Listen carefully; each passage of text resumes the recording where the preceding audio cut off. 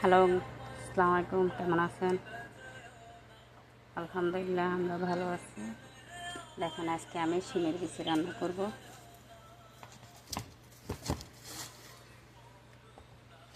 আমি এখন একটু রসুন বাটা দিচ্ছি,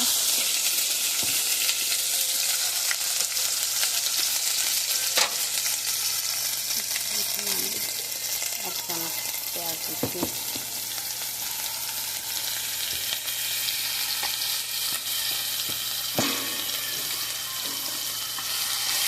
একটু কষানো যেতে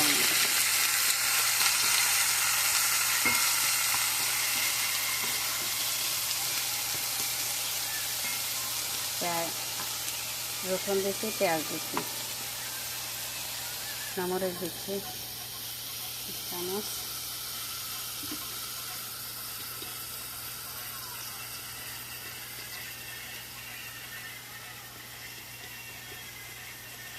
যে হলুদ দিচ্ছি,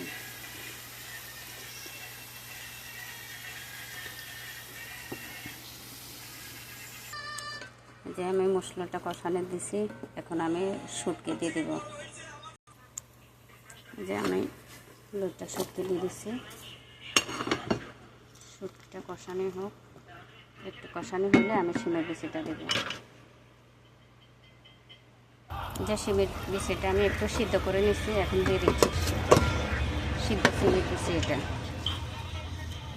শুটকি দিচ্ছি, এর উপরে পরে আমি মাছ ভেজে রাখছি, ওই মাছটা দিয়ে দেবো, ভাজি মাছটা। যে আমি এখন কাঁচামরিচ আর টমেটোগুলো দিচ্ছি।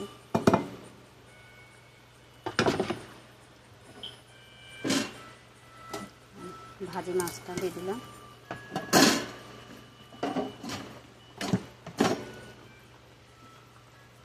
যেহেতু অল্প, এখানে আমরা মানুষ অল্প কয়েকজন, 3 জন, তো মেয়েরা খাবে না, আমি আর আমার হাজব্যান্ডে খাবো। ওই জন্য আমি 3টা পিস মাছ দিয়েছি, মাছগুলো ভেজে দিয়েছি।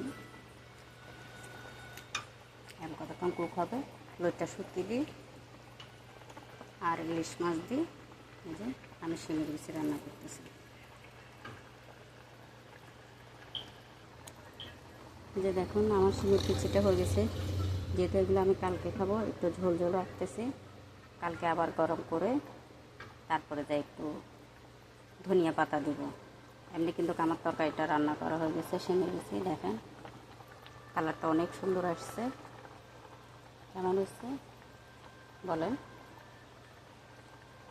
ভালো লাগলে লাইক, শেয়ার, কমেন্ট করবেন।